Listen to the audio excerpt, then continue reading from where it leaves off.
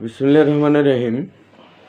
আমার আজকের কথাগুলো হলো যে আমার যারা সহকর্মী আছেন, সহকর্মী বলতে আরও যে নিকটে বসবাস করেন, আমার হৃদয়ে যারা বসবাস করেন, যাদের সাথে আমি সাংবাদিকতার সাথে জড়িত, খুব অল্প সময়ে যাদেরকে খুব আপন করে নিয়েছি তাদের জন্য।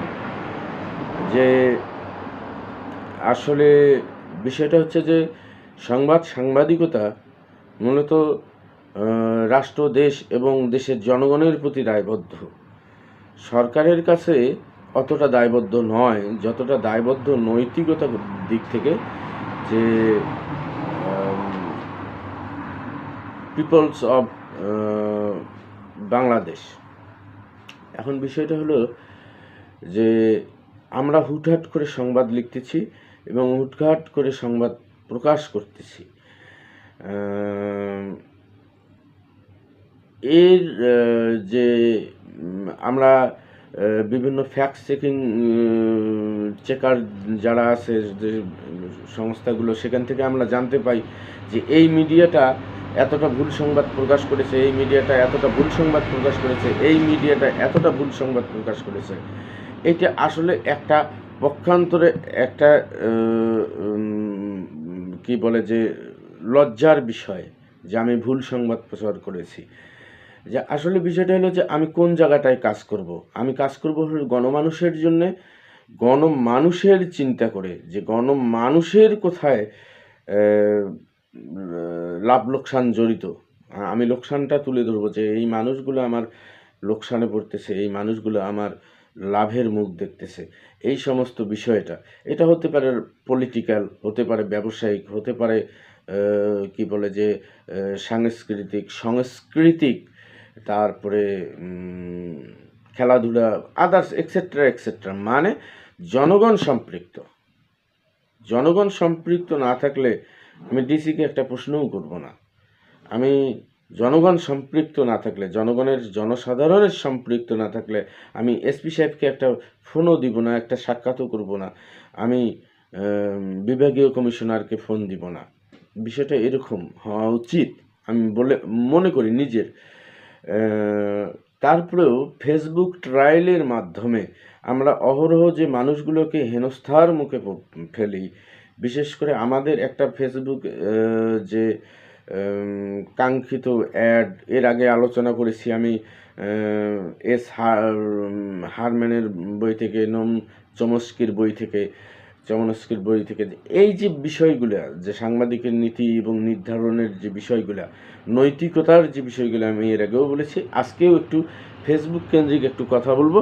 সেটা হলো সে বই থেকে, আমার নিজস্ব কথা নয়, সম্পূর্ণভাবে বাংলাদেশের গণমাধ্যম আইন ও বিধিমালা, এটা অনেক আগের প্রকাশনা, Asian media information and communication centre থেকে এটার একটা প্রজেক্ট, ইউনিভার্সিটি প্রেস লিমিটেড এটা প্রকাশ করেছে।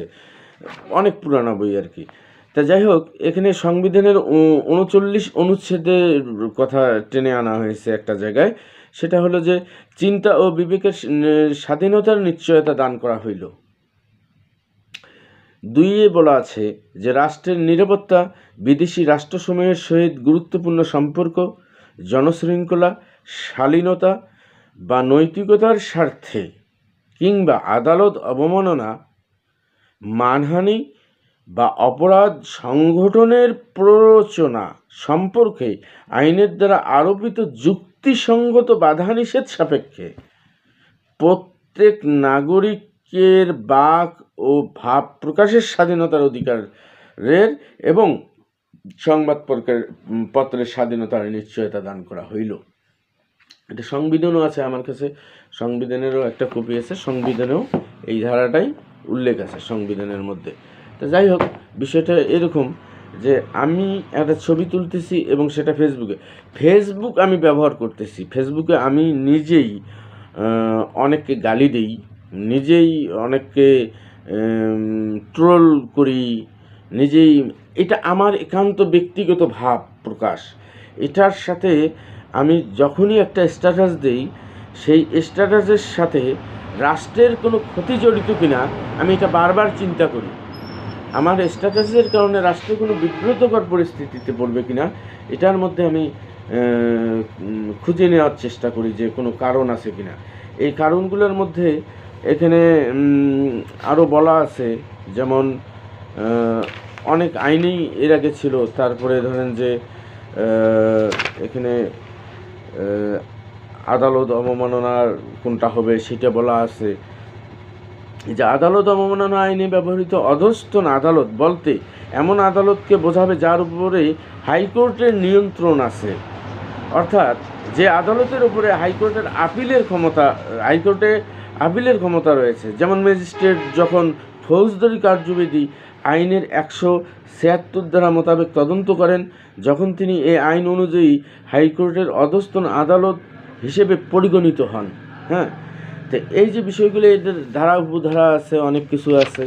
তো এত দূরে যাওয়া যাচ্ছে না সংক্ষিপ্ত কথার কারণে। তা আমি সোশ্যাল মিডিয়া ব্যবহার করতেছি,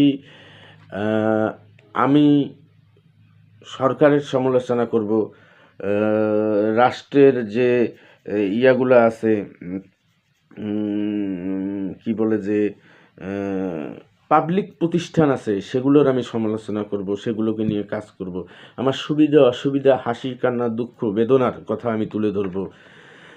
কিন্তু যখন সংবাদ আকারে প্রকাশ করব, সেটা নিশ্চয়ই ফেসবুকে দেওয়াটা ঠিক হবে না, উচিত হবে না। ফেসবুকে আমি নিজের মতামতটা শেয়ার করব। অনেক সময় সংবাদ শেয়ার করব, সেটা হলো সেখানে আমার নিজের মতামত একটু 1 লাইন 2 লাইন লিখে দেব। কিন্তু হুবহু যদি আমি সংবাদটাকে খবরের মাধ্যম হিসেবে যদি আমি ব্যবহার করি ফেসবুককে, তাহলে গণমাধ্যম, সংবাদ মাধ্যম, প্রচার মাধ্যম, এই তিনটার মধ্যে ফারাকটা কোথায় হয়ে গেল? আসলে আমরা একটা সংবাদ প্রকাশ করার পরে দেখা যায় যে ধর্মীয় বিষয় আসে, সামাজিক বিষয় আসে, সামাজিক নিরাপত্তার বিষয় আসে, তারপরে ওই অঞ্চলের যে রাষ্ট্র নিয়োজিত শাসকরা আছে তাদের বিষয়গুলো জড়িত হয়ে আসে, যে তাদের নিরাপত্তা, তাদের সুবিধা অসুবিধা। তারা তো রাষ্ট্রযন্ত্রের অংশ, তাদেরকে বিপদে ফেলাও নিশ্চয়ই আমাদের কাম্য না। আমরা তাদের সাথে ফাইটিংয়ে যাব, তাদের সাথে তর্কে যাব, তাদের যে অপরাধ, নেগলেন্সি, অবহেলা ইত্যাদি ইত্যাদি যেগুলো মানুষের সাথে করে থাকে সচরাচর, যে ত্রাণ দিচ্ছে না, কম্বল দিচ্ছে না, রাস্তাঘাট করতেছে না, এগুলো নিয়ে আমরা ফাইট করতে পারি, তাদের সাথে আমরা ডিবেট করতে পারি, ফাইট করতে পারি। লেখনীর মাধ্যমে তাদেরকে আমরা A to Z মানে নাস্তানাবুদ করে দিতে পারি। কিন্তু এমন কিছু আমি পোস্ট করলাম যাতে সে ছোট থেকে ক্ষুদ্র থেকে ক্ষুদ্রতর, বড় থেকে বড়, এরকম কোনো সমস্যায় পড়লো, এটা আসলে হতে পারে না। কেন বলতেছি হতে পারে না? আমি আবার লক্ষ্য করি অনেক সময়, এটাতে আমি অনেক সময় মানে আমার উপরেও ভর করেছিল। আমি অনেক সময় সুরসুরিতে আমি অনেক কিছু করতাম, কিন্তু এখন সেটা করি না। আমি মনে করলাম যে না, এটা হতে পারে না, আমি এটা করতে পারি না, এটা আমি করতে পারি না। দেখেন, আমি সানি লিওনের ছবি, প্রিয়াঙ্কার ছবি, চোপড়ার ছবি বা যে কোনো মডেলের ছবি আমি ফেসবুকে শেয়ার করি, এবং আমি বলি যেটা আমার ভালো লাগা, এটা আমার কেরাস, এটা আমার এটা আমার মেয়ে দেখে, আমার ওয়াইফ দেখে, আমার বোন দেখে, আমার চাচা জ্যাঠা সবাই দেখে। কিন্তু এতে আমি লজ্জা পাই না, এতে আমি সংকীর্ণতা নাই আমার মধ্যে। কেন নাই? আমি আমার ভাব প্রকাশ করতেছি, হ্যাঁ, একটা পাবলিক ফিগারকে নিয়ে।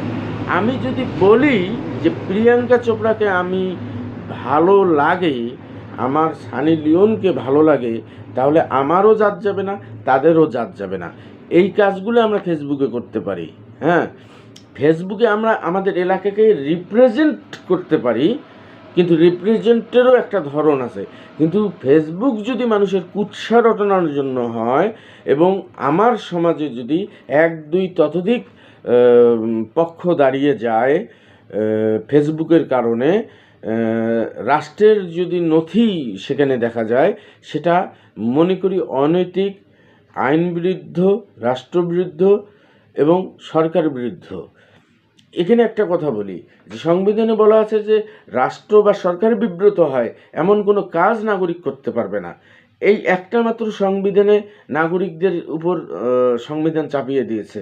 আবার বাকি মোটামুটি আমি অত ডিপলি জানি না, কিন্তু বাকি সবগুলোই কিন্তু জনগণের পক্ষে কথা বলছে। সবাই এর সেবক, ও সেবক, ও সেবক, কিন্তু জনগণকে শুধু বলছে যে তুমি তোমার রাষ্ট্রকে বিব্রত করতে পারবে না তোমার কোনো কাজে। যাই হোক, ধন্যবাদ।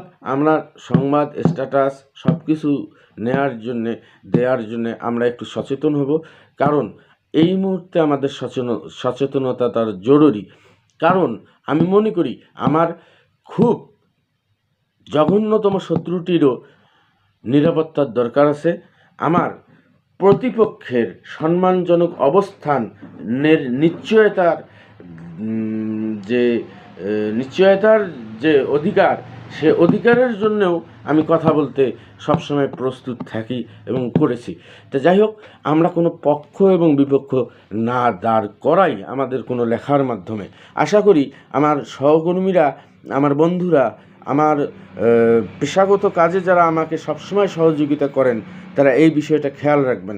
আমরা কখনোই এক বা একাধিক ততোধিক পক্ষ না দাঁড় করাই আমাদের মধ্যে। হ্যাঁ, তারা 2, 3, 4, 5টা পক্ষ দাঁড় হয়ে পড়ে থাক, আমরা প্রকাশ করব।